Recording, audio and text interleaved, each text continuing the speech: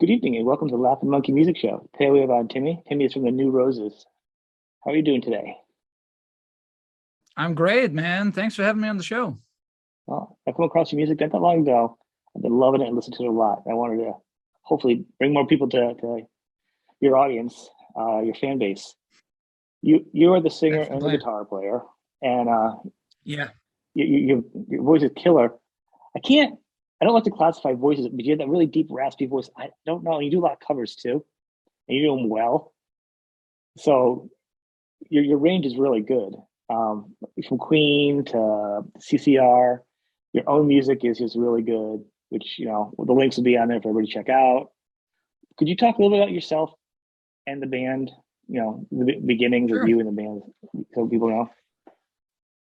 It all started out, I guess, 2004 or five.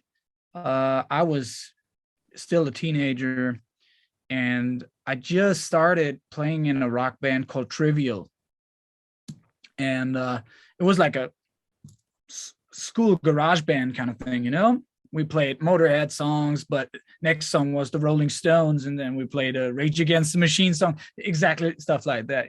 That's fun. And then we started playing our own songs, which was a little bit of everything I just named. It was crazy.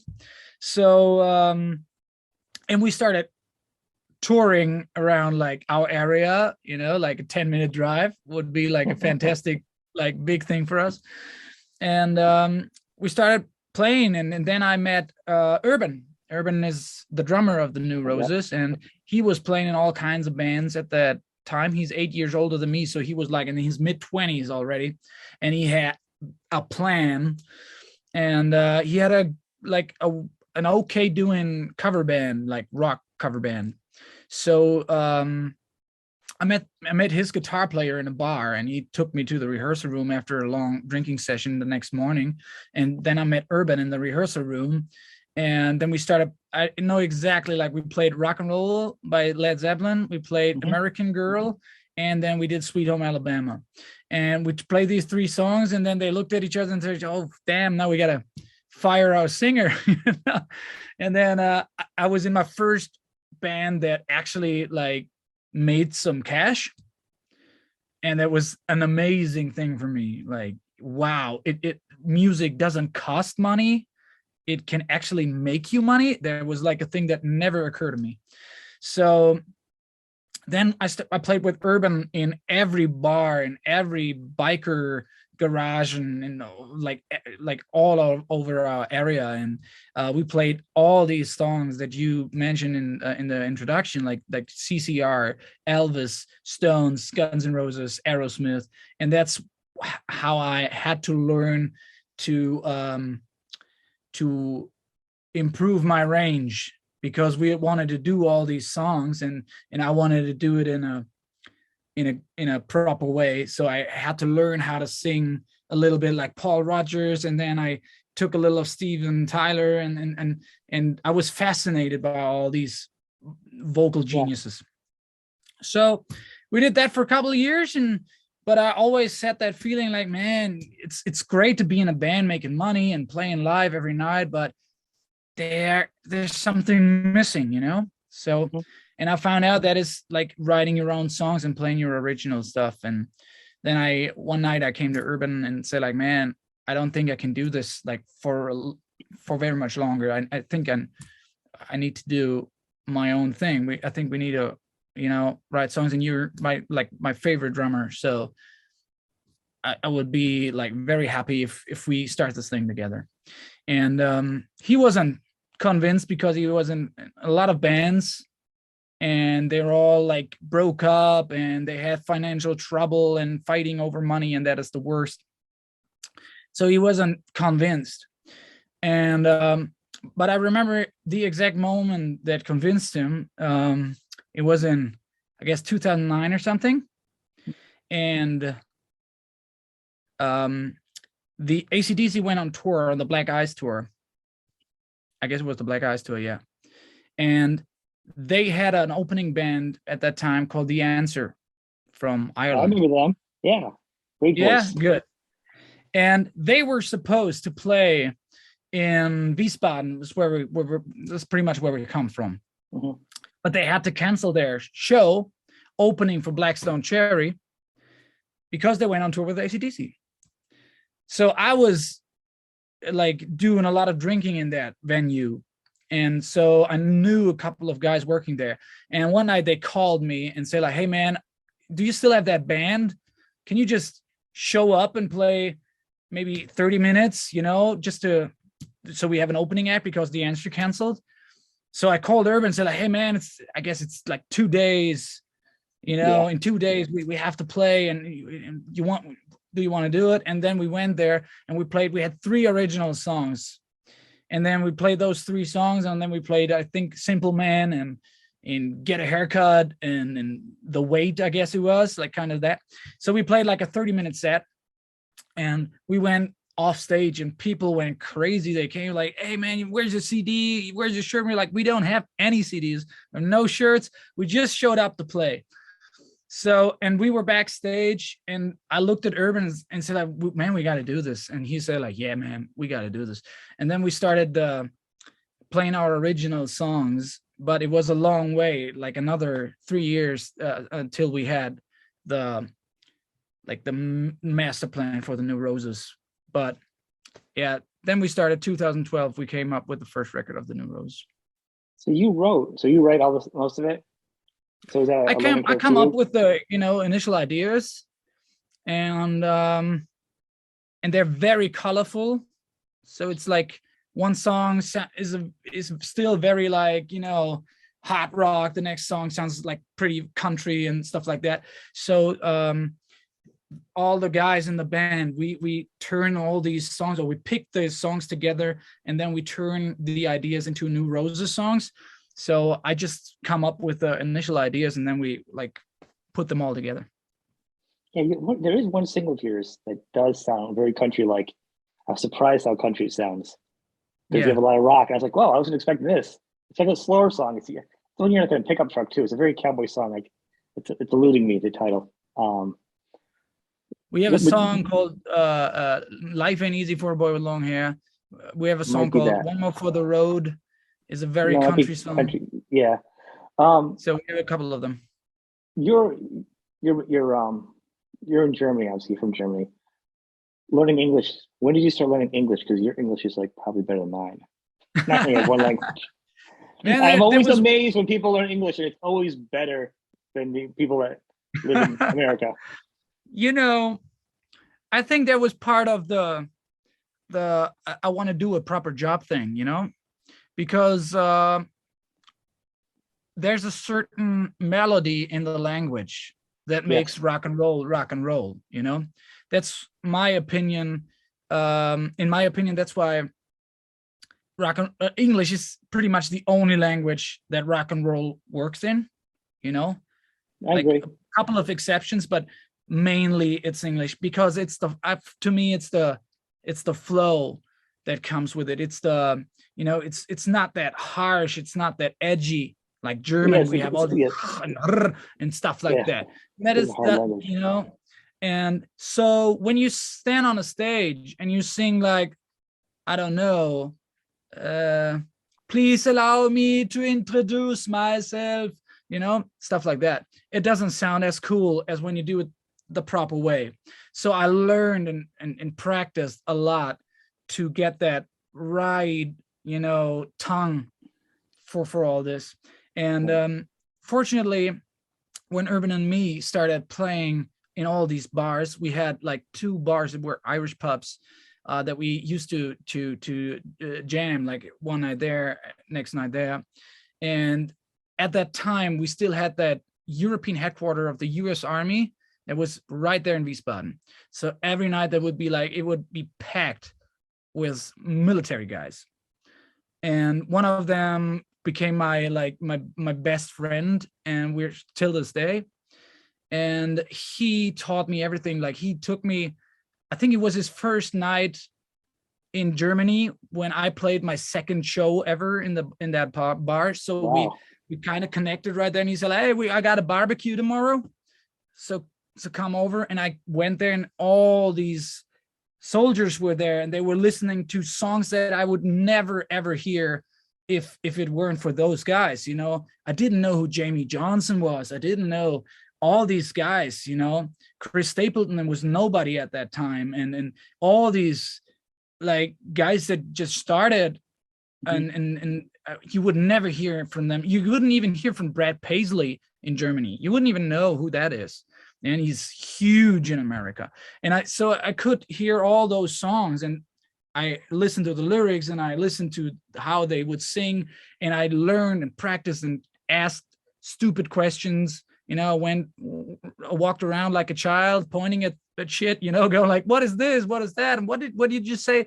And stuff like that. So I was never afraid to ask, and I practiced and practiced a lot because I wanted to get that thing right. Even when you talk, it's really interesting. Just know I wouldn't be able to pick out where you're from if I didn't know or heard you in videos talking in German. It's really just amazing. Let's step back for a second. Actually, I never really thought about this. Is country music even big in Germany? No, man. Is it like a niche thing for just a small group? Yeah, very small. Like, wow, I didn't even know that. I think when Toby Keith, when he played in Germany like a couple of years back, most of those guys, they don't even come over to Germany to play. But when they show up, it's like maybe 2,000 people, and 1,800 of them are American soldiers, with free tickets because of the USO thing. So, yeah, most of those bands don't even come over to play. That's interesting. Maybe Shania Twain was a thing back then. With how was it? What was that hit like? That don't impress me much. There was a thing. Yeah. I'm more the old school outlaw country. If I listen to anything. No, nobody knows the outlaw. Nobody knows 38 Special. Nobody knows. No. We got Skinner. When Skinner shows up, maybe 5,000 people come. It's weird because Germany and your play is good for like a lot of the rock that US stopped playing for a while. It's safe, and like amazing. And like the Hooters are do well over there. Yeah, and very good example. The Hooters, Nazareth, bands like this, The Sweet, all these bands like doing great comeback stuff in Germany. So old hard rock bands can do very well here. But country, I guess it's the vibe that the Germans don't get.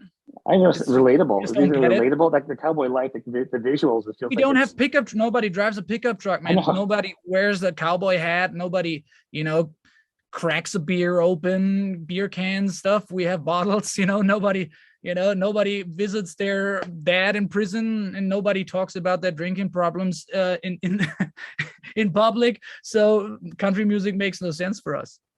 That's excellent. That's actually, thank you for sharing that. That's pretty funny, actually. But I've been to the States many times, and I totally get that vibe, man. When I come over and I turn on the radio and there's country music on, and it 100% fits to what I'm seeing and what I'm feeling, So, and of course, when you experience that feeling and you come back to Germany, you can keep it alive if you live a certain lifestyle. But I guess if you're like classic German guy or girl, it just doesn't fit, I guess. So yeah, we try to sneak it in our music. We try to sneak it into people's heads. I think it's the original song, so they don't even know. Yeah, we play. People just like, maybe in Germany there's like, yeah, there's something to the New Roses sound. I don't really, can't point it out, but there's something cool about it, and they don't know. Sometimes I guess they don't know that it's country music that we're like trying to sneak in our sound. it's very sincere though, but like the comparisons with it's like the Guns N' Roses, AC/DC, The Rock, maybe I'd say like the Wild Hearts. It feels very punk based with rock guitars. Yeah, and it feels very real. It doesn't feel like it, because sometimes you can be a band that emulates those type of artists and you sound like them and you feel like it's just, you copy them so hard, everything. But your music actually feels very sincere, and that's how finding you guys like just doing my deep dives and then being like, this feels real. That's how I look at it. I mean, everybody look at it differently. Okay, But, yeah, it's that's very great to hear, man. feels That's authentic from exactly your what we're heart. trying to do. We don't want to invent the or reinvent the wheel, you know. We just said like, hey, what are we doing in this band? And we just thought like, man, we love rock and roll music. Nobody's doing it the way that we want to hear it Yeah. today. But we need new So bands because the old ones are we got a getting lot of tired. in Germany. We got a lot of metal bands, which are great. Yeah. We got a lot of like 80s hard rock bands, like straight up 80s, you know, doing the thing, Yeah. doing all the spandex thing and the hair thing, and it's great. And but we thought like there's a gap, there's something missing. Nobody's doing the Bryan Adams like down to earth stadium rock kind of thing, you know, the songwriter rock and roll kind of thing. So that's how I would explain it, and that's what we're trying to do. We try to mix hard rock with country and try to find a gap that is down to earth, like bands that we really like Bryan Adams and Bruce Springsteen and these guys, like no makeup kind of thing. Mm-hmm. But we still want to, you know, push it and have a fat sound and drop our guitars down and play deep melodies and enjoy the benefits of hard rock music, you know. I think with someone like Bryan Adams, I also like him, but the stuff I don't listen to as much would be his like the cartoonish ones or the ballady things. But I don't think people realize his really good when he rocks. The sound of his voice, his guitar, how good of a guitar player he is. It's a three-piece band, man. Yeah, he plays stadiums with this three-piece band. Sometimes he plays bass, sometimes he plays guitar. He's a monster. He's a monster at instrument. But because there's so many pop things, people look at him as one thing. But really, it's exactly, man. You know, it used to. We thought it's an insult when people compared us to him, you know, or to Bon Jovi. And we're like, hey guys, you sound like Bon Jovi. And we were like, oh actually, wait, have you heard Bon Jovi lately? I just saw like that video of him doing. So what you say is you give love a bad name. Bon Jovi, yeah. You got to ask him that. Which Bon Jovi? Bon Jovi. He's something's wrong with his voice. Serious. Like it's like I don't know, kind of pitchy. I don't know if he has a stroke or something. People are saying maybe it's a medical thing. He's aware of it. Yeah, keep looking at different clips. It's really, really, it's awful. Yeah, man. I just, you know, I don't want to, you know, talk bad about such a legend. No, so I'm just wrong. Saying, man, it must be a very difficult situation for him, because I guess he loves what he's doing and he wants to do it. And there must be some kind of issue. Maybe, you know, he has vocal cord problems or diaphragm problems, which can't hold the breath, you know, like the pressure of the breath and stuff like that. And he's trying hard, and that honors him. And no, we're not talking bad about him. I'm just saying, but as far as when you go in to pay for a show, and I've seen him, the voice he's always had and that he doesn't have right now. Yeah, and the fact he's still doing it is concerning, because maybe difficult situation, man. Like you should freeze and go either get checked out or something's going on medically. It's more of a concern of why somebody who has a brand like that. I know he can hear himself. Why is he not stopping himself at least to get it fixed or something? Man. I'm not him, but I guess. No, I'm saying to me it's a concern. It's more of a physical concern actually with him. So that's On a side note, you've come over to the U.S. a few times. Was it because of band stuff or just for fun, or why I come over to the States? Yeah. For many reasons. I'm on very, very how do you call it? Outdoor enthusiast. So I love everything that's outdoors, mountains, rivers, and all like action sports. I love it. So in America, there's so much to do. I've been at all the national parks at the West Coast, and most of them. And I enjoyed that very much. And I've been to Nashville, I've been to Memphis, I've been at the East Coast. My friend I just mentioned from the U.S. Army, he's from Florida. So I spent Christmas there, like most of the times. Because so alligators, right? Did you see alligators? I see alligators. Yeah, they're in his backyard. Yeah, it's kind of crazy, huh? So yeah, it's crazy, man.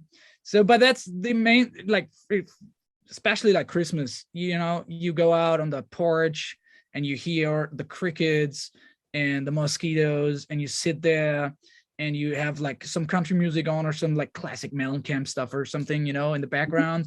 And then you have like this crazy American beer that only tastes in America. When I come back to Germany and I crank up a Budweiser, I think like, wow, that's straight up piss, man. But in America, it tastes great to me because of all the vibe, the all like everything together. I love Yingling, I love Budweiser, I love Coors, and all these Miller Lights, like all these not beer at all beers, compared to German beer. We're very proud of our beer. But I like the whole thing. So I love to go there and spend Christmas and New Year's there. And I love being in Memphis and Nashville. It's very, very strong experience that I've had there. Of course, I've been to Memphis and we sneaked around Beale Street and you go to Graceland while you were there? Pardon? Did you go to Graceland? Yeah, the first time I went there, and it was just sad to me, man. It was like, I was gonna say, the neighborhood is not what you thought. The size is not what you thought. Yeah, I almost got jumped going to the bathroom at a Burger King around the corner. Yeah, some people almost tried to rush me. I was not expecting that. No, it's right. No, it's not honoring him in the right way. Well, Sun Records, on the other hand, was amazing.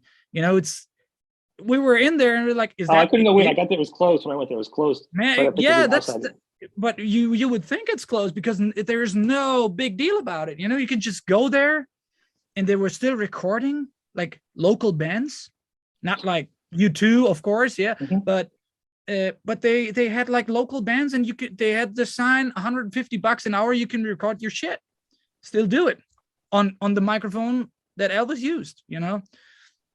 So that was great, man. It was still like, it just looked like a little studio with a little bar. Yeah. No big deal about it. You could buy a shirt, of course, but that's what I really like, man. But Graceland was, it's not my thing, man. No, I was just curious because I've never talked about it. Yeah, but you have to go there, you have to go there. But being an Elvis fan, Elvis and the Beatles growing up, so like when I had the chance, I went there. I was like, oh, it's not what I was thinking it was going to be. It wasn't. Yeah, exactly, man. I know exactly what you mean. So you're on Napalm Records, right? Yeah. And you're recording right now. You're working on a new album? Yes, right in the middle of it. I built this little studio here. Nice. Especially for this record. And so we're recording it right now at the moment. And I hope to be done in 2 weeks or something, and then blah blah blah blah blah, all these steps that have to be done. Right. And so we hope in late summer or early fall we come up with a new one, and then we got hopefully we can go straight back to touring. And I hope that COVID doesn't kill all our plans.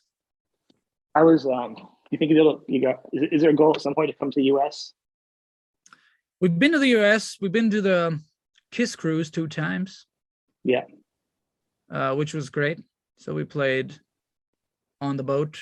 I mean, like a tour, like really touring around the United States. Like, yeah, we would love to do that. Like in a heartbeat, man. We played with so many great bands, like the Daisies, and we played with Molly Hatchet and like straight up American bands. Because you'd fit in perfect, Yeah, man, we enjoyed it. We would go there in a heartbeat, but the logistics are very complicated to do because the distances are like incredible, like between shows. It's not like Germany, like where there's another venue like every 80 miles or something.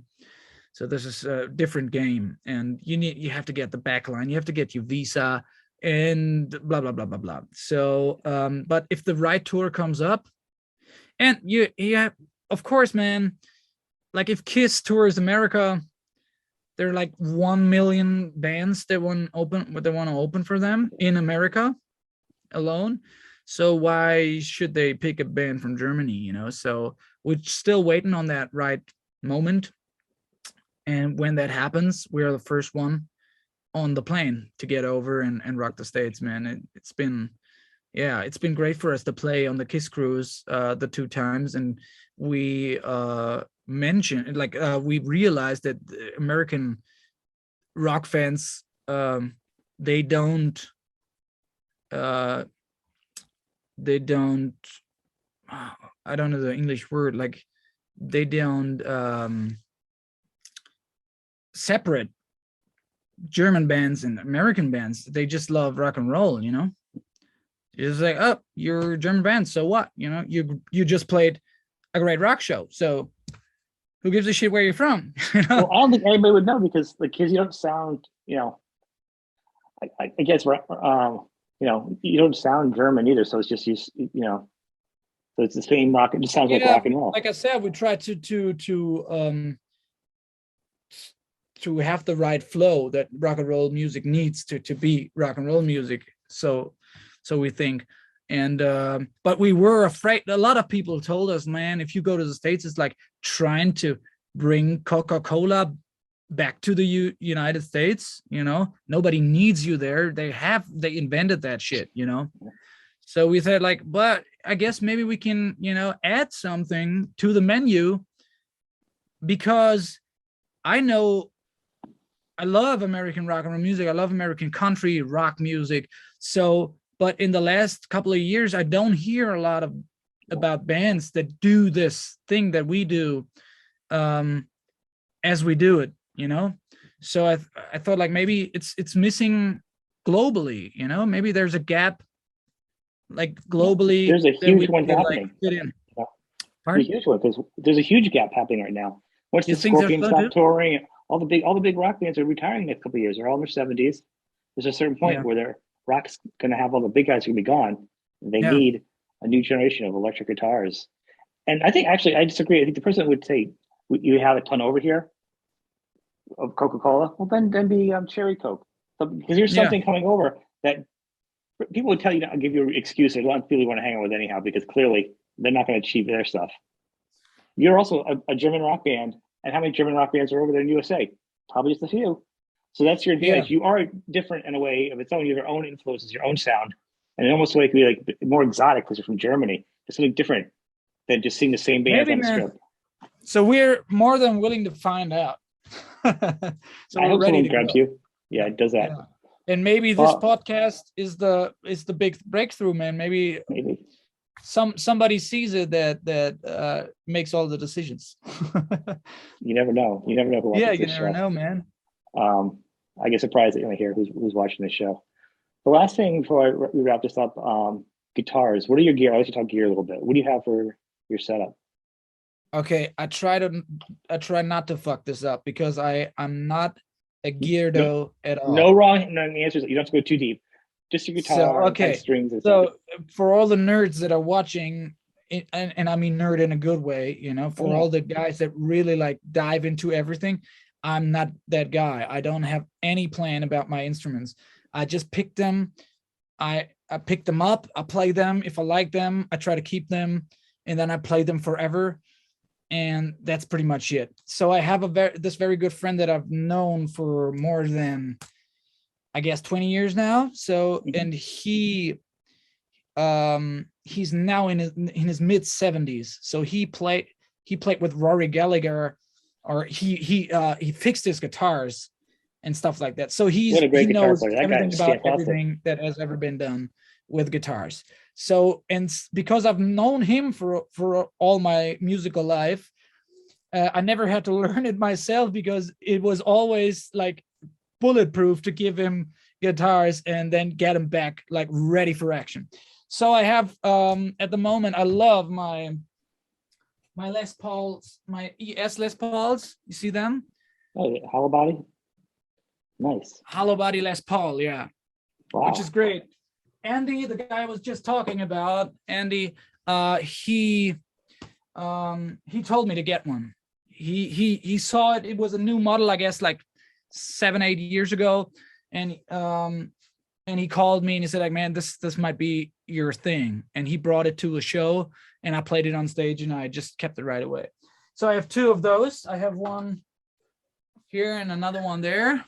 I love them both. And I have a couple of Les Pauls. This is one of them. This is a Les Paul standard. I have a Les Paul special as well.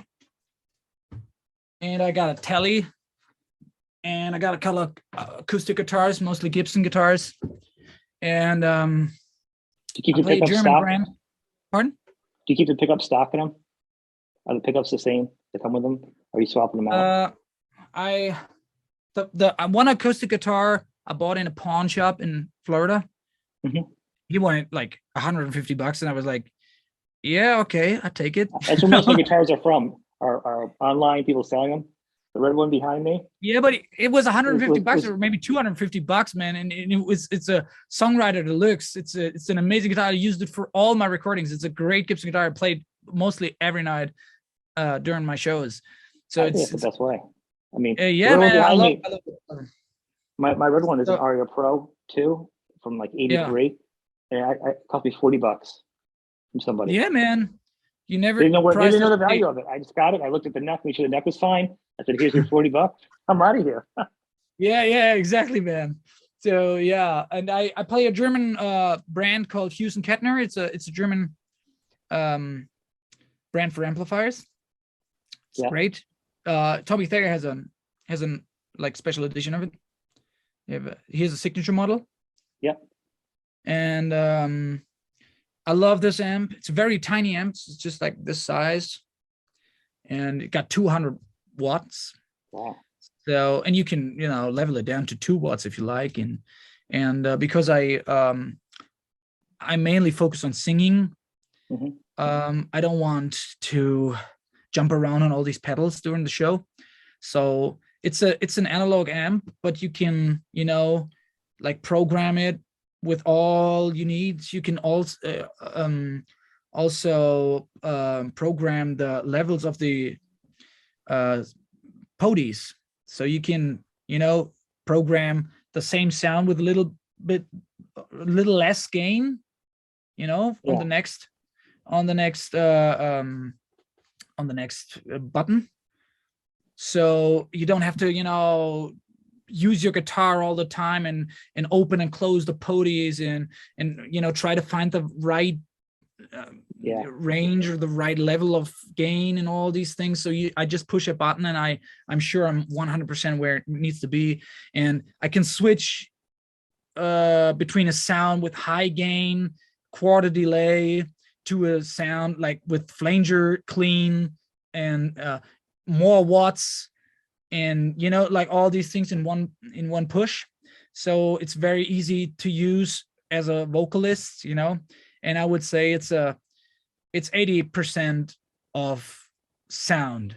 So like if I would say like 100% would be like my favorite sound in the world, I get there by 80%, I would say, and the rest is just like bulletproof, easy to use, everyday touring, like pleasing, It's a good sound. So I was just kind of curious. Yeah. Just kind of curious how you sound. So there's one more last thing. Let's talk about you have a website. Pretty cool. You say merch. Now, can people get your merch besides being in Germany? I couldn't tell by looking at it. If you can get merch, yeah, from America, can you sure, buy your man. merch? Because in German, the pounds, I know sometimes they have different bands have different like American version of merch and European version. No, I don't think so, man. I'm not the head of merch, just a songwriter, but I've never heard that you can't buy our shit in the US. So I guess it shouldn't be a problem. I didn't dig that deep into if I could buy something. Shouldn't be a problem. Curious. If there's a problem, you let me know. Yeah, well, and I tell the right guys. She knows somebody. So I encourage everybody to check out the music. Go to the website, buy some merch, support the band. Talk to the right people. See if we can get them over here in the States to enjoy the brand of rock and roll. Yeah, man, that would be awesome. Well, thank you for being on the show. Appreciate it. Hey, thanks for having me. It's been a very relaxed talk. I really enjoyed it. It's supposed to be with people. Interviews shouldn't be an inquisition. It should be enjoyable. It's always good to meet new people and talk about rock music with them. So I really enjoyed it. Thank you.